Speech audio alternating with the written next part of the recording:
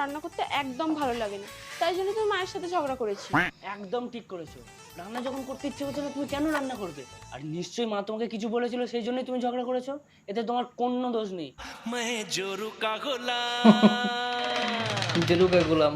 যদিও সব রান্না মাই করে ফেলেছিল, শুধু আমাকে গ্যাস ওভেনটা অফ করতে বলেছিল, কিন্তু গ্যাস ওভেন বন্ধ করতে গেলে আমার তো নখগুলো খারাপ হয়ে যেত বলো, সেই জন্যই আমি করিনি। বাবা রে। করনি, একদম ঠিক করেছো। সত্যিই তো, তুমি যদি ওটা করতে তোমার নখটা আবার খারাপ হয়ে যেত, তোমাকে আবার নেল এক্সটেনশন করতে যেত, আমাকে আবার এত টাকা দিতে হতো।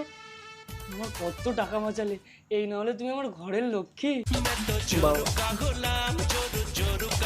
আর তুমি যে সংসার খরচের জন্য 40,000 টাকা রেখেছিলে, সেগুলো আমি নিয়ে গিয়ে কালকে শপিং করে চলে এসেছি। একদম ঠিক করেছো।